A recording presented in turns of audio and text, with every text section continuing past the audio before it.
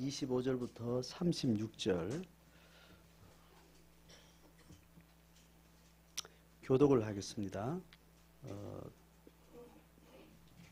봉독은 22절부터 읽도록 하겠습니다. 22절부터 스크린 쪽에 계신 분들부터 22절로 35절까지 시작.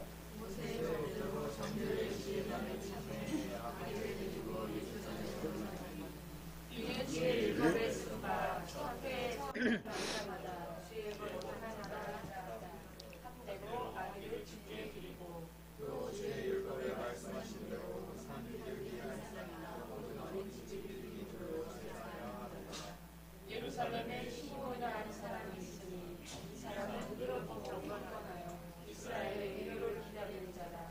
성령이 그 위에 계시더라. 그가 주의 그리스도를 보기 전에는 죽지 아니하면 성령의 지시를 받았더니 성령의 감동으로 성전에 들어가되 마치 신부가 율법의 본례대로 행하고자 하여 그 아기의 손길을 보고 온지라.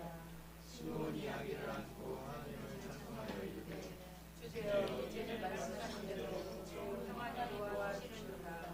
내 눈이 주의 구원을 보았사오니 이는 만민 앞에 예비하신 것이요 이방을 비추는 빛이요 주의 백성 이스라엘의 영광이리이다.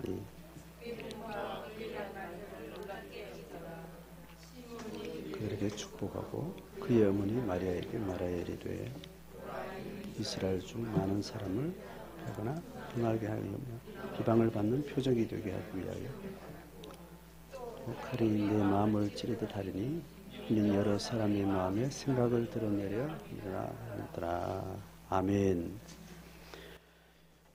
예, 오늘 누가복음 2장은 예수님의 탄생의 당일날, 예수 탄생의 당일날 천사들이 목자들에게 나타나셔가지고 목자들로 하여금 예수 탄생을 축하하도록 이제 보내요. 그래서 목자들이 그날 밤에 가서 예수 태어난 날 이제 축하하는 그 이야기가 2장의 앞부분에 나옵니다. 그리고 나서 오늘 22절부터 내용은 태어나신 후에 오늘 모세의 법대로 해서 이스라엘의 율법에 가르친 대로 아이가 태어나면 정결 예식을 행해요. 특별히 오늘 2절에 보면 율법에 쓴 바 첫 해에 처음 난 남자마다 거룩한 자다. 동물이든지 사람이든지 처음 난 것에 대한 굉장한 의미를 뒀습니다. 처음 난 아이를 이제 율법의 예식을 가르친 대로 예식을 행하는데 그렇게 하기 위해서 예루살렘 성전에 이제 간 겁니다. 그러니까 태어나신 지 8일 만에 가서 정결 예식을 이제 드리는데 거기에 누구를 만나는가 하면 시므온이라고 하는 예언자를 만나요. 이 예언자에 대해서 다양하게 성경에 기록한 것은 아닌데 이분은 성령의 충만한 은혜 가운데 살면서 굉장히 나이가 든 상태예요. 나이가 들었고 하나님께서 메시아가 오시는 그 시대적 상황 가운데 그 메시아를 만나서 하나님의 뜻을 전하고 그 메시아의 메시아됨을 증언할 수 있도록 그에게 그런 소명을 주셔서 예루살렘 근처 예루살렘에 살면서 성전을 이제 오가면서 그렇게 하나님의 때를 기다리고 있었던 사람입니다. 그래서 마침 성령의 감동으로 이제 하나님의 성령의 인도하심을 따라서 그도 성전에 오게 되고 성전에 정결 예식을 행하러 가는 마리아와 요셉 또 품에 안은 아기와 이렇게 만나게 돼요. 자, 그 과정을 이제 마리아하고 요셉이 이제 경험을 했죠. 하고 나서 나중에 예수가 돌아가시고 난 이후에 이제 교회 공동체에 그 사건들을 그렇게 이제 나누게 됐을 겁니다. 자, 그렇게 해서 그의 제자들이 예수 탄생의 복음을 기록하고 전하면서 예수 탄생 즈음에 하나님의 예언에 동참했던 이제 그런 사람들의 기록을 면밀히 기록하는 중에 이 시몬을 빠뜨리지 않고 이제 기록했던 것이 오늘 이렇게 누가복음에 기록됩니다. 시몬 사건은 누가복음에만 있는 기록이에요. 그래서 이 시몬은 의롭고 경건해서 이스라엘의 위로를 기다려요. 이스라엘의 위로는 이스라엘 백성들이 다 메시아를 기다리고 있는 시점이에요. 400년 동안 메시아를 기다리면서 하나님의 구원주가 이 땅에 오실 것이라는 그 예언을 온 백성들이 기다리면서 로마 치하의 정치적, 사회적, 종교적 굴욕을 감내하면서 그렇게 있었던 거죠. 자, 그래서 이제 성령의 지시를 받아서 이제 아기를 만나게 돼요. 자, 그래서 거기서 이제 28절에 보면 시온이 이렇게 이야기합니다. 아기를 안고 하나님 앞에 먼저 기도를 해요. 어떤 기도를 하는가 하면 29절에 나오죠. 하나님을 찬송하여 이르되 주제여 이제는 말씀대로 종을 편안히 놓아주시는도다. 그동안 이 메시아를 만나기 전까지는 언제 만날지 감도 없는 상태에서 하나님의 예언을 받고 그때를 그냥 무한정 기다리면서 그렇게 기도하고 있었던 겁니다. 거기에 묶여 있었던 겁니다. 이제 메시아를 만나고 메시아 탄생을 하나님 주신 감동대로 전하고 확인시켜주는 그 소임을 감당하고 나면 그의 인생의 모든 사명으로부터 이제 자유로워진다는 그런 심정을 그렇게 표현합니다. 내 눈이 주의 구원을 보았사오니 이는 만민 앞에 예비하신 것이요 해서 예수님이 예수의 탄생이 어떠한 하나님의 경륜 가운데 이제 이것을 열매 맺게 할 것인지를 이야기하는 중요한 32절 내용을 봅니다. 이는 만민 앞에 예비하신 것이요 이방을 비추는 빛이요 주의 백성 이스라엘의 영광이니이다. 자, 이 기도 내용 중에 일반적으로 이스라엘 공동체가 가지고 있는 이제 초대교회가 시작되기 전이니까 유대교라고 이야기합니다. 구약의 신앙을 가지고 있는 유대인들의 신앙을 유대교라, 유대인들 그들의 민족 종교로서 여전히 그렇게 하나님의 메시아를 기다리고 있었는데 이들이 기다리는 메시아는 이스라엘 민족 종교의 새로운 예언자 하나님의 신성을 가진 자를 기다리고 있었어요. 그런데 하나님의 계획은 그게 아니고 이제 이스라엘 민족의 하나님이 아닌 모든 열방의 하나님으로 이제 하나님의 나라를 이 우주 만방에 확장하고 완성하기 위한 하나님의 예비된 마음이 있었던 겁니다. 그래서 어떤 다른 기도보다 지금 32절 이야기는 굉장히 낯선 이야기예요. 우리는 당연하게 하나님이 이방의 빛으로 오셨다 이제 그렇게 하는데 유대 종교에 묶여 있는 이스라엘 백성들은 이 시몬의 기도를 사실 받아들이기 힘든 겁니다. 뭐냐면 이방을 비추는 빛이라는 겁니다. 이방을 비추는 빛이 그들이 믿는 하나님, 그들이 기다리는 메시아는 이방을 위한 메시아가 아니었던 거예요. 그런데 이방을 위해서 오셨다는 겁니다. 이제 그게 초대교회도 유대인들에게는 굉장히 불편한 것이었어요. 그래서 유대교와 초대 기독교가 끊임없는 이 신학적 갈등을 가지고 있었던 거죠. 그래서 유대교가 초대교회를 엄청나게 핍박을 합니다. 그 핍박의 주동자가 사울이었죠. 그죠? 바울이 개종하기 전에 유대교의 그 신앙에 열심인 사울이 하나님의 유대교와 신학적으로 전혀 다른 이단 교리를 가진 새로운 신흥 종교에 대해서 하나님 이름으로 핍박하고 살인하는 일들을 행했던 겁니다. 여기서부터 하나님이 이스라엘 백성을 위한 하나님이 아닌 이방을 위한 하나님, 모든 열방을 위한 하나님이라는 것에 대한 신앙의 갈등이 이제 첨예하게 이때부터 혹은 초대교회가 부흥하면서부터 그런 것들이 현실적으로 나타나는 겁니다. 예수님의 오심은 이방인을 위한 목적이에요. 자, 우리로 말하면 우리는 이미 하나님의 백성이라는 자기 정체성을 가지고 있죠. 그죠? 있어요. 그래서 우리가 매번 성탄일을 우리가 맞이하면서 예수의 오심이 우리를 위해서 오셨다는 것은 너무나 분명한 사건이에요. 고백된 사건이고 그건 누구도 부인할 수 없습니다. 그런데 우리에게 낯선 것은 불신자들을 위해 오셨다는 것이 우리한테 굉장히 낯선 거예요. 불신자들 오셨다. 이방인들이란 말은 유대 종교 안에서는 이스라엘 민족들 외에 다른 민족을 이방인이라 그러고, 지금 삼경유 시대 이 신약 시대에 이방인들을 말하면 지금 예수 탄생을 하나님의 사건으로 받아들이지 않고 그냥 이런 종교의 문화적인 그런 행사로만 이해하고 예수의 생명 주기 위해서 오신 그 탄생의 본질을 전혀 받아들이지도 못하고 이해하지 못하는 그들을 위해서 오셨다는 거예요. 자, 이거는 교리적으로 신학적으로 여러분 이해가 되죠? 문제는 우리의 마음 중심에 예수 탄생을 기뻐하면서 예수 탄생에 오신 그 역사적 사건은 2017년 전이고 그 사건이 매해 반복되는 기념일로서 오늘 우리에게 1년 단위로 반복되어지고 우리가 기억하고 그것을 주목할 때 우리의 의식이 어디를 향해 있어야 되는가 하면 예수를 향해서 우리가 그 탄생을 주목할 때 우리의 마음은 어디에 가 있어야 되는가 하면 불신자들을 향해서 가 있어야 돼요. 불신자들을 위해서 가 있지 않고 예수의 탄생을 환영하고 주목하는 것은 탄생하신 그리스도와 배치된 입장이에요. 이해가 되죠? 지금 우리가 예수를 환영한다는 말은, 예수 오심을 축하한다는 말은 우리가 어디를 향해 있어야 되는가 하면 이방인들을 향해서 있어야 돼요.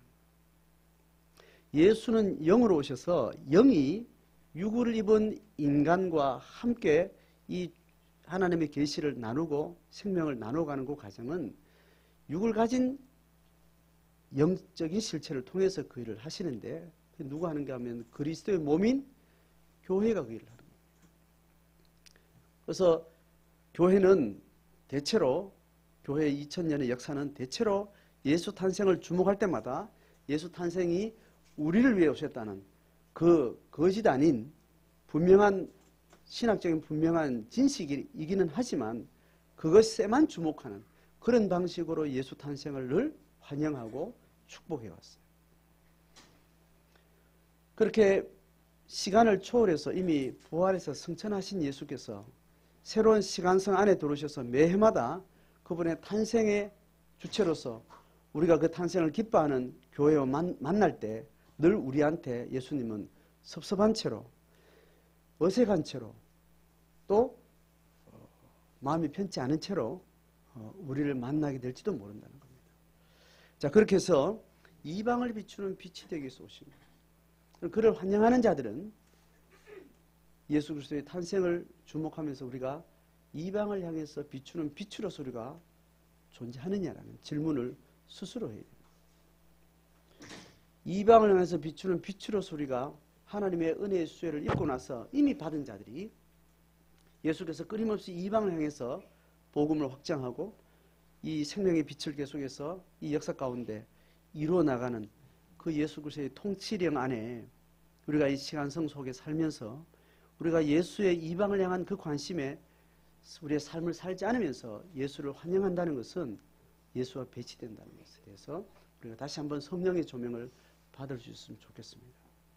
자, 그 이야기를 하고 나서 이제 찬송을 그렇게 끝내요. 끝내고 나서 마리아에게 이야기를 합니다.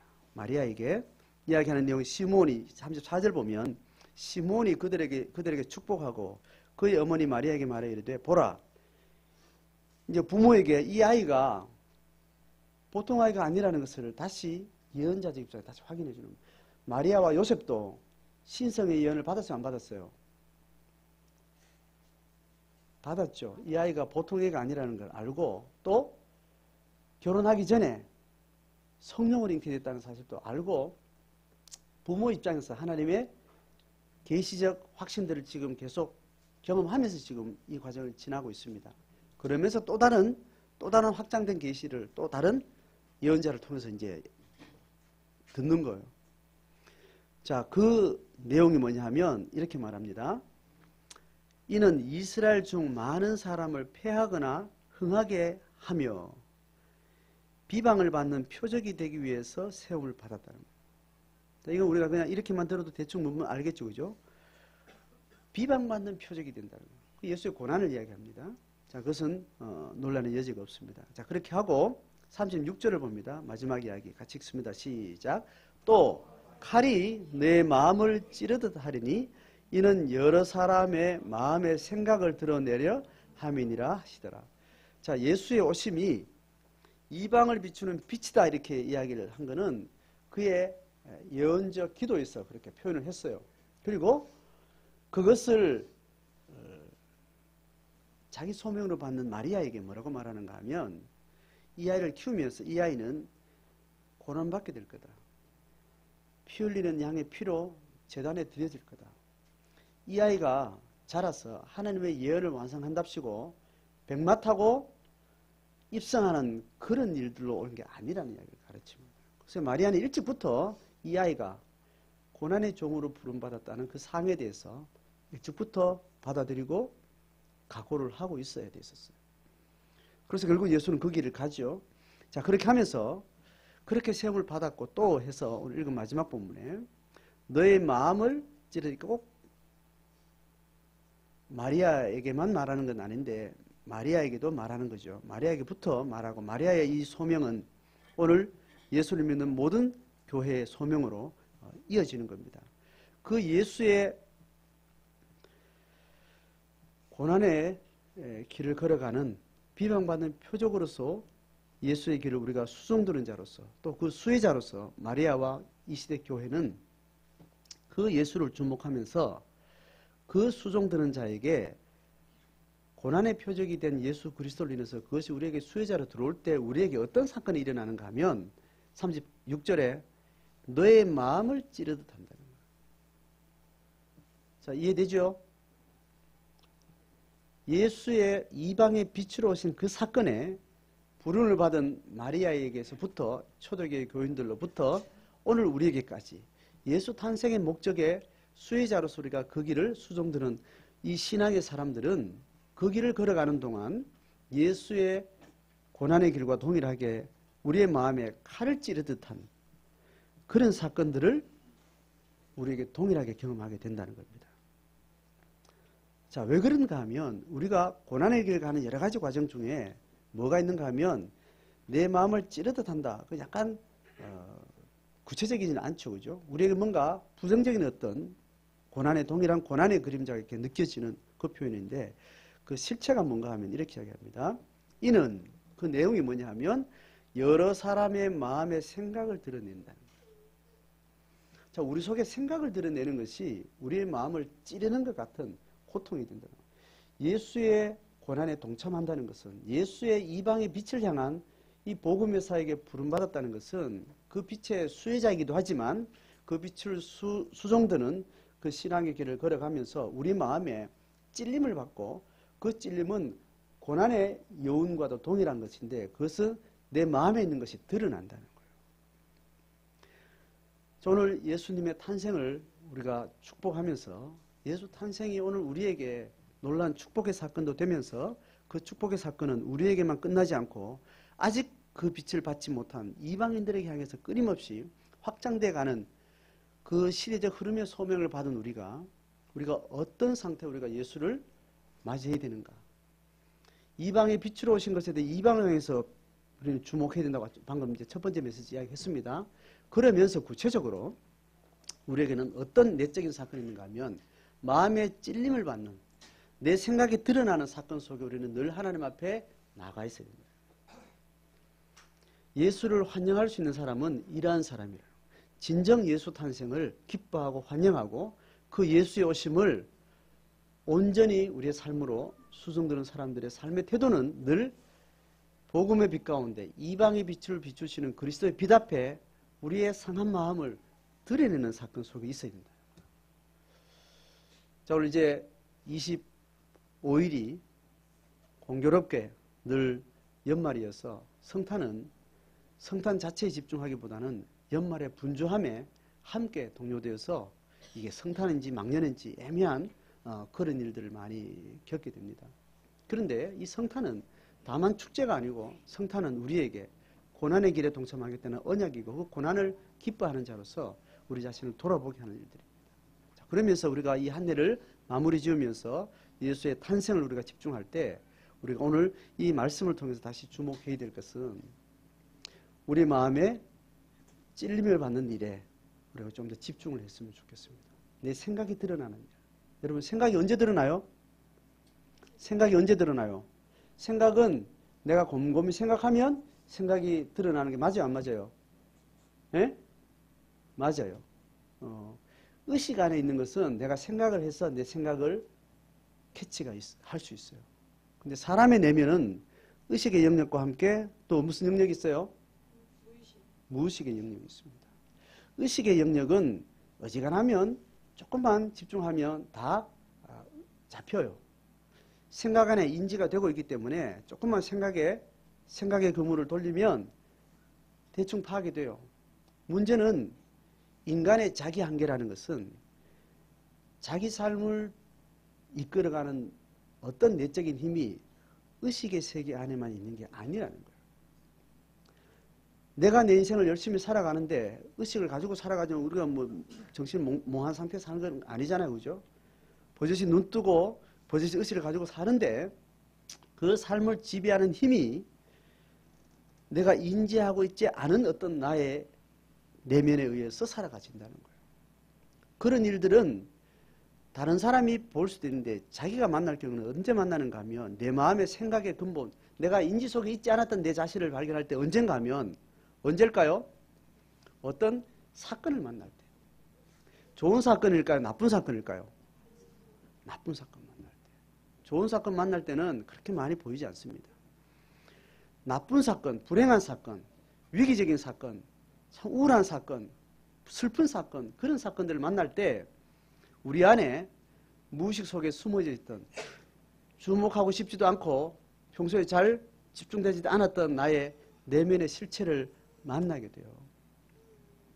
그럴 때 우리의 오늘 본문 그대로 마음의 생각이 드러나는 겁니다. 드러나는데 오늘 이 맥락에서는 이 드러남이 어디에 드러나는가 문제예요. 여러분 연애 편지를 받았는데 편지 봉투를 뜯으면 가슴이 두근두근 하잖아요. 그죠?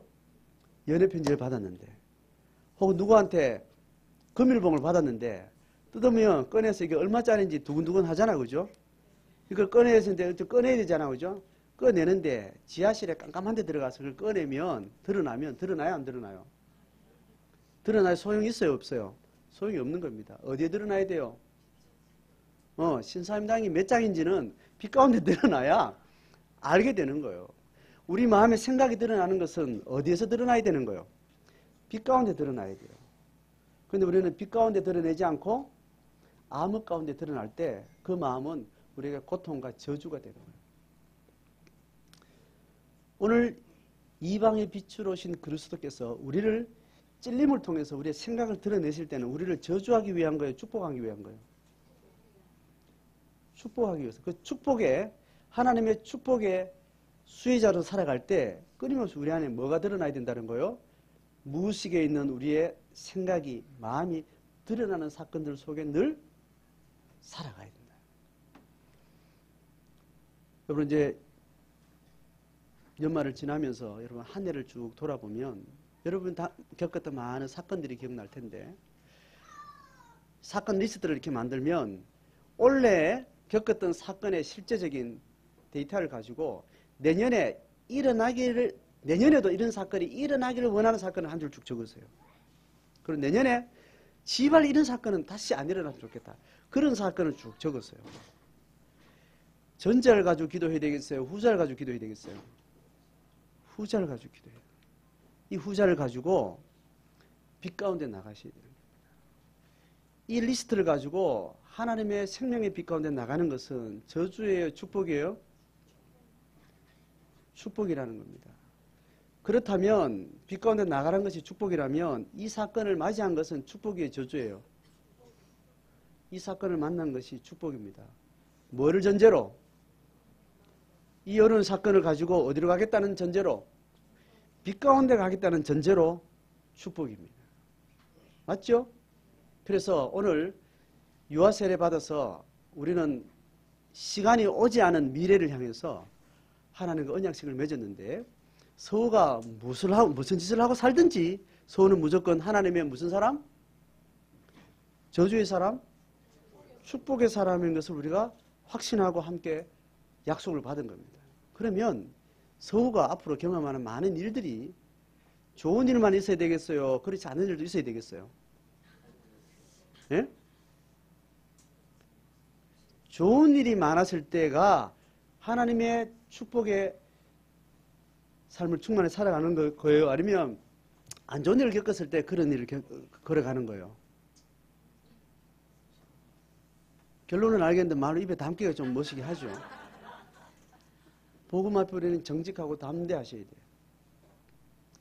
안 좋은 일을 많이 겪을수록 서우는 축복의 길을 확장해가는 사람이라는 걸 확신하는 것은 뭐냐면 서우가 하나님의 생명의 빛 가운데 살 것을 믿기 때문인 거예요. 그것이 전제되면 그가 겪는 모든 고난은 축복이요 저주예요? 축복입니다. 그래서 서우가 자라는 동안 유치원에 들어가고 초등학교 가고 중고등학교를 지나고 군에도 가고 일반 사람들이 사는 길을 다 갈 텐데 많은 고난을 받기를 우리는 기도할 수 있는 이유는 그가 빛 가운데 자랄 것이기 때문에 빛 가운데 자라고 있기 때문에 기도하는 부모의 기도 그늘에서 자라기 때문에 걔가 좋은 일을 겪는 것도 중요하지만 좋지 않은 일을 겪는 것도 그 인생의 하나님의 축복의 과정이라는 거예요. 그래서 정말 우리가 기도로 후원하는 사람한테는 좋은 일이 있어라 덕담하는 것이 아니고 직사게 고생하고 험한 일을 많이 겪어라. 누가 기도한다고요? 내가 기도하기 때문에 그 축복이 그렇게 고난의 길을 권하고 고난의 길을 통해서 너에게 역사하시는 하나님을 중보할 수 있는 그런 확신이 있는 거예요. 자, 오늘 우리가 예수의 탄생을 어떻게 오늘 우리가 새길 것인가. 예수의 탄생을 다시 새기면서 여러분 지금 마음에 담고 있는 이 한 해 동안 겪었던 고난의 리스트를 여러분 마음 가운데 새기면서 빛 가운데 가지고 가시죠. 예수의 탄생은 그 고난의 리스트와 만나기 위해서 오신 거예요. 오늘 우리가 현실적인 만남이라는 것은 그 만남이에요. 예수가 축복이다. 예수를 축하한다. 탄생을 축하한다. 우리가 서로 주고받을 때 우리는 서로가 가지고 있는 고난의 리스트를 정말 소중하게 하나님 앞에 드러내는 일들에 두려워하지 않아요. 어둠 가운데 드러나는 것은 그건 쪽팔리는 일이고 저주거리고 상처요 우울의 재료가 되지만 빛 가운데 드러나는 것은 하나님의 축복의 사건인 겁니다. 자, 오늘 예수 탄생을 함께 찬양하고 서로 축복을 주고받으면서 오늘 우리 마음속에 있는 어두움의 사건들을 여러분 빛 가운데 담대하게 드러낼 수 있기를 바랍니다. 그거에 대해서 판단하지 말고 예견하지 말고 다시 사건이 다시 일어날 수도 있고 그 사건이 해결 안 될 수도 있지만 그것이 빛 가운데 드러나는 한은 이방을 비추는 그리스도의 빛 가운데 우리는 그 길을 걷는 자들입니다. 그런 축복들이 여러분 이 부모의 세대나 자녀들의 세대나 모든 세대 가운데 동일한 신앙 고백으로 동일한 고백으로서 우리 가운데 누려지기를 주의 이름으로 축복합니다.